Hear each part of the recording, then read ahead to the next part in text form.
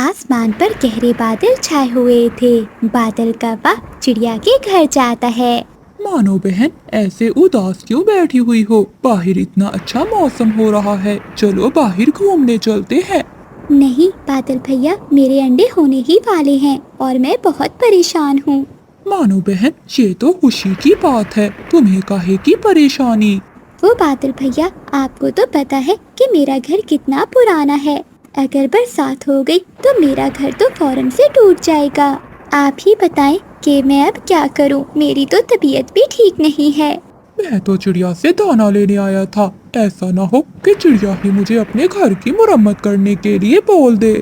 अच्छा चिड़िया, अब मैं चलता हूँ, मुझे एक जरूरी काम याद आ गया है। फिर बादल कौवा वहाँ से चला जाता है।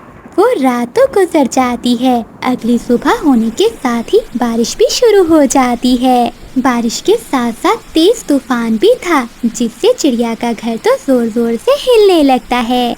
ए ऊपर वाली, ये क्या हो रहा है? मेरा घर तो बुरी तरह से हिल रहा है। इससे पहले कि मेरा घर गिर जाए, मुझे यहाँ से निकलना होगा।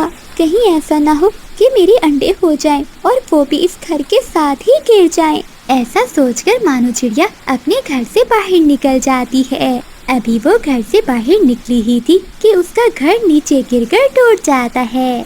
बाहर बारिश तो बहुत जोरों से हो रही थी। मानो चिड़िया के घर के पास ही कौवों का घर था। चिड़िया सीधी कौवों के घर की ओर जाती है और जाकर वो कौवों के घर के दरवाजे पर दस्तक देती है। बादल भैया दरवाजा खोले। बादल, ये चिड़िया यहाँ क्या कर रही है? मुझे क्या पता, पूछता हूँ। हाँ, यहीं से पूछ लो। दरवाजा मत खोलना, वरना सीधा अंदर ही आ जाएगी। हाँ मानो बहन, बताओ क्या काम है? बादल भैया, मैंने आपको अपने घर के बारे में बताया था ना कि वो बहुत कमजोर है। अब वो तेज बारिश और तूफान से टूट गया है। बादल भैया, मेरे अंडे भी होने वाले हैं। आप प्लीज मुझे अपने घर में आने दें। सुन लो बादल, अगर इस समय उस चिड़िया को अपने घर में आने दिया तो वो यही अंडे दे देगी, और फिर जब तक अंडों से बच्चे बाहर नहीं आएंगे वो यहाँ से हिलेगी नहीं।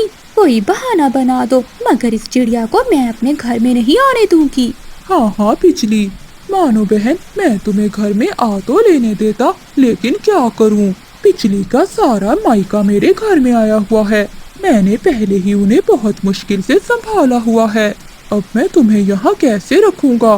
तुम ऐसा करो कि आज किसी और पक्षी के घर चली जाओ। चिड़िया कौवे की बात सुनकर बहुत उदास होती है और वो सीधी बंटी कबूतर के घर चली जाती है। कबूतर के दरवाजे पर दस्तक देती है। कबूतर भी दरवाजा खोल देता है। मानो बहन, तुम इस समय यहाँ? क्या हुआ? कबूतर भैया, मैं बहुत मुश्किल पे हूँ, आप मेरी मदद करो। मेरे अंडे भी होने वाले हैं। मेरा घर बारिश से टूट गया है। आप मुझे अपने घर में आने दें। चिड़िया बहन, तुम तो जानती हो कि मेरा घर कितना छोटा है। इसमें हमारा गुजारा बहुत मुश्किल से होता है। आज तो मेरी पत्नी अपने मायके गई हुई है। तुम आज की रात यहाँ रह लो और सुबह होते ही यहाँ से चली जाना। चिड़िया करती भी तो क्या करती, उसे तो अपने ऊपर एक छत चाहिए थी। वो तुरंत बोलती है, आपका बहुत बहुत धन्यवाद कबूतर भैया, मैं सुबह होते ही यहाँ से चली जाऊंगी। और फिर मानो चिड़िया कबूतर के घर में चली जाती है। वो बहुत भीग चुकी थी। घर सच में किसी नेमत से कम नहीं होता। और फिर रात हो जाती है। बाहर बारिश अभी तक हो रही थी और फिर चिड़िया और कबूतर भी सो जाते हैं। अगली सुबह मानो चिड़िया 2 अंडे दे देती है। अब मैं क्या करूं? अपने अंडों को लेकर कहाँ जाऊं? बारिश भी रुकने का नाम नहीं ले रही। लेकिन मुझे बाहर जाना होगा अपने लिए और अपने अंडों के लिए। कोई ना कोई तो बंदोबस्त करना होगा। फिर चिड़िया कबूतर के घर से अपने अंडे लेकर बाहर चली जाती है। वो इधर उधर देखती है कि वो कहाँ अपना घर बनाए। तभी चिड़िया की नजर सामने एक पेड़ की खोखर में जाती है। मैं क्यों ना इस पेड़ की खोखर में ही अपना घोंसला बना लूं। ऐसे में बारिश से भी बच जाऊंगी और मेरे अंडे भी सुरक्षित रहेंगे। फिर चिड़िया ऐसा ही करती है। वो अपने अंडे लेकर उस पेड़ की खोखर में चली जाती है। अब वो पेड़ की खोखर चिड़िया के लिए सुरक्षित घर बन गई थी। लेकिन बारिश तो अभी तक भी हो रही थी। उस बारिश के कारण कौवों का घर भी टूट जाता है और उन्हें अब समझ में नहीं आ रहा था कि वो कहाँ जाएं। बिजली, ये सब हमें उस पाप की सजा मिल रही है जो हमने चिड़िया के साथ किया। वो कितनी बेबस थी जब वो हमसे मदद मांगने आई थी, परंतु हमने उसकी एक ना सुनी।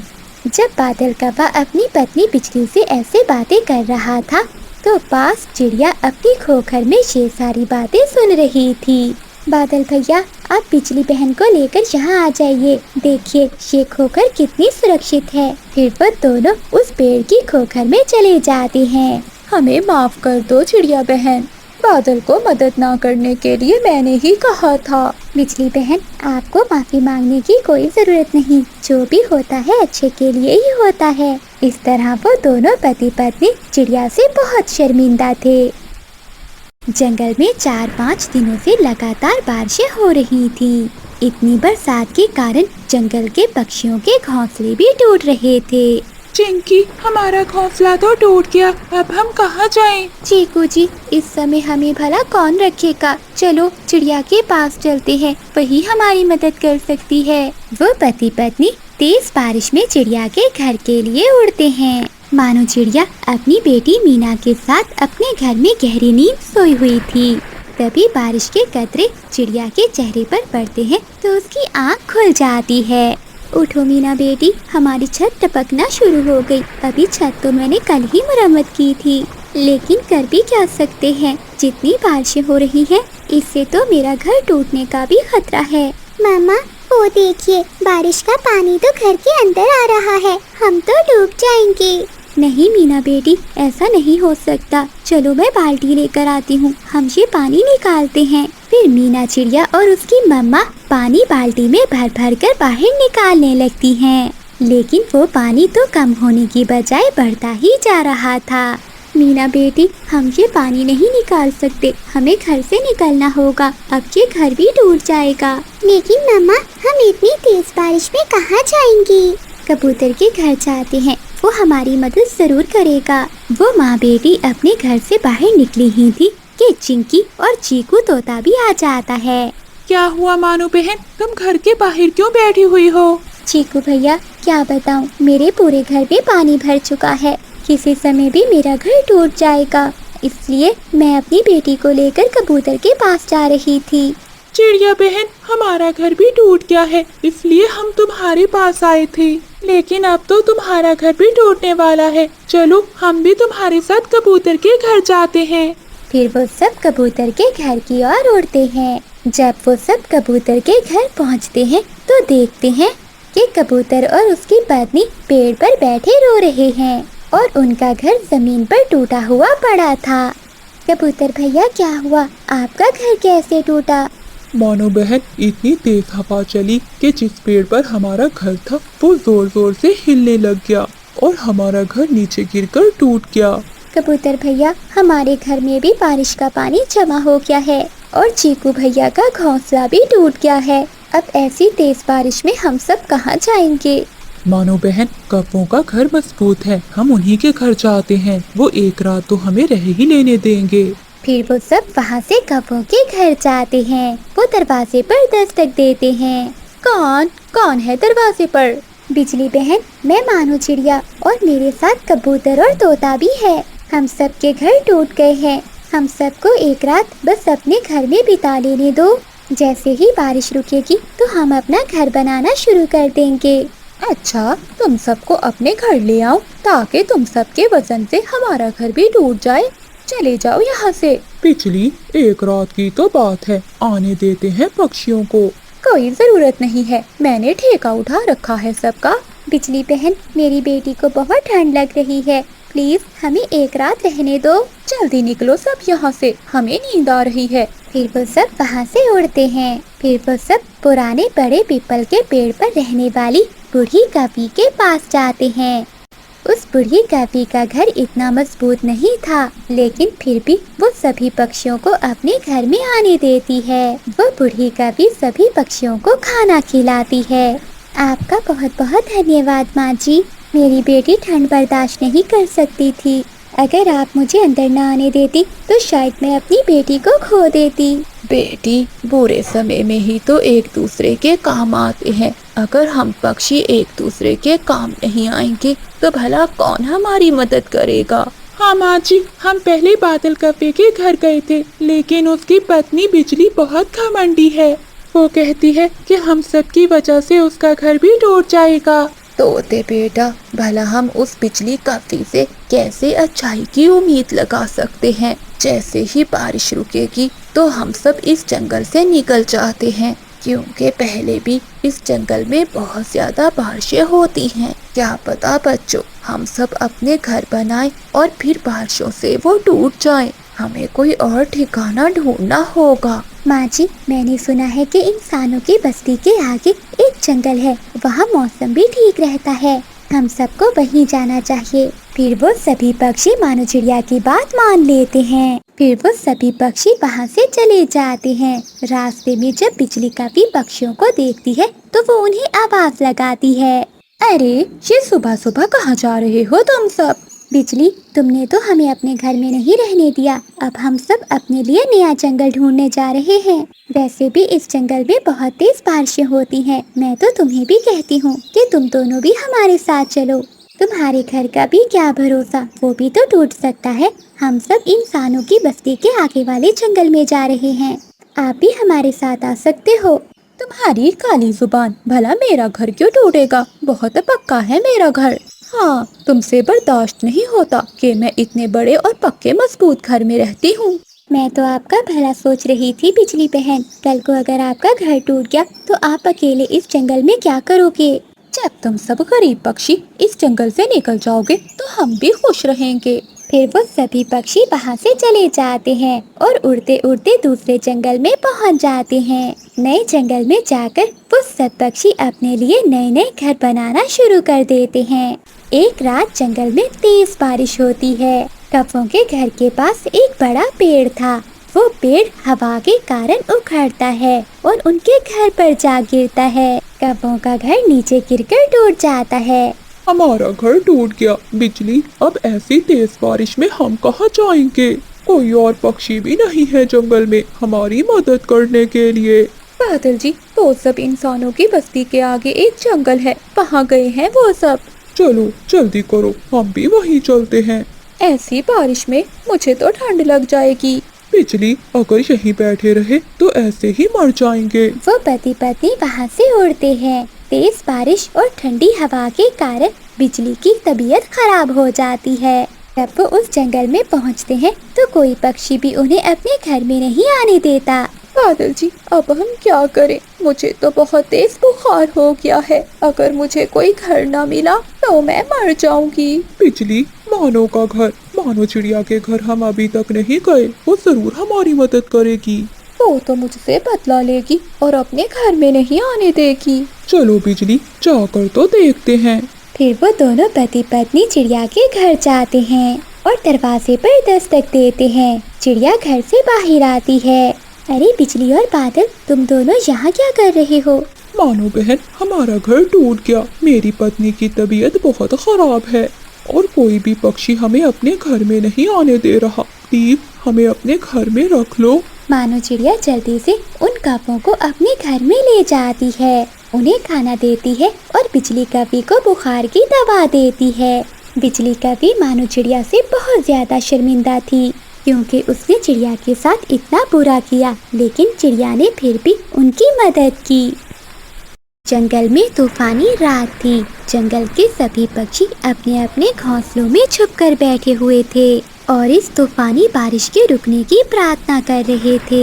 इसी तूफानी बारिश के बीच में एक ऐसा परिवार भी था जो सभी पक्षियों से ज्यादा घबराया हुआ था। मानो बस आज की रात किसी तरह से बीत जाए। सुबह होते ही मैं अपने परिवार के लिए कोई सुरक्षित घर ढूंढ लूंगा। हाँ चंदू जी, मैं भी ऊपर वाले से यही प्रार्थना कर रही हूँ। हमारी मीना अभी बहुत छोटी है। मुझे तो बस अपनी बेटी की ही चिंता हो रही है। बार बार हमारा घोंसला हिल रहा है, कहीं हमारा घोंसला पेड़ से नीचे ना गिर जाए। चिड़िया की चिंता ठीक साबित होती है। थोड़ी ही देर में उनका घोंसला नीचे गिरकर टूट जाता है। मानो चिड़िया और चंदू चिड़ा किसी तरह से अपनी बेटी को तो बचा लेते हैं, लेकिन घोंसला ऊंचाई से गिरने की वजह से उन दोनों की मृत्यु हो जाती है। अपने माता पिता को ऐसी हालत में देखकर नन्ही मीना फूट फूट कर रोने लगती है। मीना के रोने की आवाज सुनकर कबूतर और कबूतरी वहाँ आते हैं और उसे चुप करा के अपने घोंसले में ले जाते हैं। मीना बेटा, तुम अभी बहुत छोटी हो, इसलिए बारिश रुकने तक तुम मेरे घोंसले में ही रह सकती हो। उसके बाद तुम अपना इंतजाम कर लेना। वो कबूतर और कबूतरी अच्छे पक्षी थे। अनाथ हुई मीना को वो अपनी बेटी की तरह ही पालते हैं। कुछ ही महीनों में मीना बड़ी हो गई थी। अब वो अपने लिए भोजन लाने लगी थी। वो कबूतर और कबूतरी पर बोझ नहीं बनना चाहती थी, इसलिए वो सुबह सवेरे दाना लेने चली जाती थी। देखते ही देखते साल बीत जाता है। जंगल में फिर से बारिशें शुरू हो जाती हैं। मीना चिड़िया ने अब कबूतर और कबूतरी के बगैर जीना सीख लिया था, लेकिन पहली बारिश देखकर वो बहुत डरी हुई थी। वो एक पेड़ की डाल पर बैठी हुई थी कि तभी कबूतर वहाँ आता है। मीना, तुम यहाँ पत्तों में कब तक छुपी बैठी रहोगी? जाओ, अपने लिए एक घर बना लो। बंटी मामा, मैं अपना घर कैसे बनाऊंगी? मेरे मामा पापा का घर तो तूफान में टूट गया था। मैं अकेली अब अपना घर कैसे बनाऊंगी? देखो बेटी, पक्का ना सही तो कच्चा बना लो। अगर ऐसी बारिश में भीगती रही तो बीमार हो जाओगी। हाँ, ठंड तो मुझे बहुत लग रही है और ये बादलों की आवाज़ सुनकर तो मेरी जान निकली जा रही है। अब अच्छा यही होगा, मुझे खुद ही अपने लिए एक घर बनाना होगा। अगले दिन से ही मीना चिड़िया तिनके लाकर अपना घर बनाना शुरू करती है। बादल कौवा और बिजली कौवी ये देखकर चिढ़ जाते हैं। बादल जी, देख लो, कर लो बात। अब ये भिखारी चिड़िया भी हमारे पड़ोस में घर बनाकर रहेगी। हमारे पक्के घरों के बीच में ये चिड़िया का कच्चा घर कितना बुरा लग रहा है। चलिए, चाहे जो भी हो जाए, हम इस चिड़िया का घर यहाँ नहीं बनने देंगे। तभी बादल कौवा और बिजली कौवी मिलकर एक योजना बनाते हैं। बादल जी, आज तो बहुत मजा आ गया। कितने मजे के मीठे मीठे आम खाए हैं। रोज ऐसे मीठे मीठे आम मिल जाए तो मजा ही आ जाए। वो बुलबुल तो आज पूरे जंगल को मुफ्त में आम खिला रही है। बिजली कौवी की बात सुनकर मीना चिड़िया उनकी बातों में आ जाती है और आम खाने के लिए बुलबुल के बागीचे में चली जाती है। बादल जी, जल्दी करो, इससे पहले कि वो मीना लौट आए उसका घोंसला गिरा दो। फिर बादल कौवा मीना का घोंसला नीचे गिराकर तोड़ देता है। उधर मीना चिड़िया बुलबुल के बागीचे में जाकर आम खाने लगती है, लेकिन बुलबुल उसे देखकर शोर मचा देती है। अरे अरे, देखो तो, ये चिड़िया मेरे बाग में आम खा रही है। देखने में तो कितनी भोली है, लेकिन काम तो देखो इसके चोरों वाले हैं। बुलबुल का शोर सुनकर सभी पक्षी वहाँ आ जाते हैं। आप शोर क्यों मचा रही हैं बुलबुल काकी? मैंने ऐसा क्या किया है? अच्छा, एक तो मेरे बागीचे से आम चुरा कर खा रही है और ऊपर से पूछ रही है कि मेरी गलती क्या है। अरे काकी, ये आप क्या कह रही हैं? मुझे तो बिजली आंटी ने कहा कि आप आम की दावत दे रही हैं, इसलिए मैं यहाँ चली आई। आप ही बताएं, क्या कभी मैंने आपके बागीचे से चोरी की है? हाय हाय, देखो कैसा जमाना आ गया। एक तो चोरी, ऊपर से सीना चोरी। खुद बैठी आम खा रही है और बदनाम मुझे कर रही है। बिजली आंटी, आप झूठ क्यों बोल रही हैं? कोई भी पक्षी मीना चिड़िया का विश्वास नहीं करता और मीना रोती हुई वहाँ से चली जाती है। जब वो अपने घोंसले के पास जाती है तो अपने घोंसले को नीचे टूटा हुआ देखकर हैरान होती है। ऐ ऊपर वाले, मेरा घर किसने तोड़ दिया है? मैंने भला किसी का क्या बिगाड़ा था? अब मुझे फिर से बारिश और तूफान में ऐसे ही रात बितानी होगी। मीना बैठी ऐसे रो रही थी, तभी बिजली कौवी और बादल कौवा हंसते हुए वहाँ आते हैं। बादल जी, ये तो बहुत भोली है। हमने कितनी आसानी से इसे अपनी जाल में फंसा लिया और ये फंस भी गई। बिजली आंटी, अगर आज मेरे भी माता पिता होते तो मैं भी आपकी तरह बड़े घर में रह रही होती। आप सब मुझे क्यों तंग कर रहे हैं? क्यों हर समय मेरा मजाक बनाते हो? मैं तो आप सबके साथ मिलकर रहना चाहती हूँ। मीना की बातें सुनकर बिजली और बादल वहाँ से चले जाते हैं। वो रात मीना चिड़िया बारिश में ही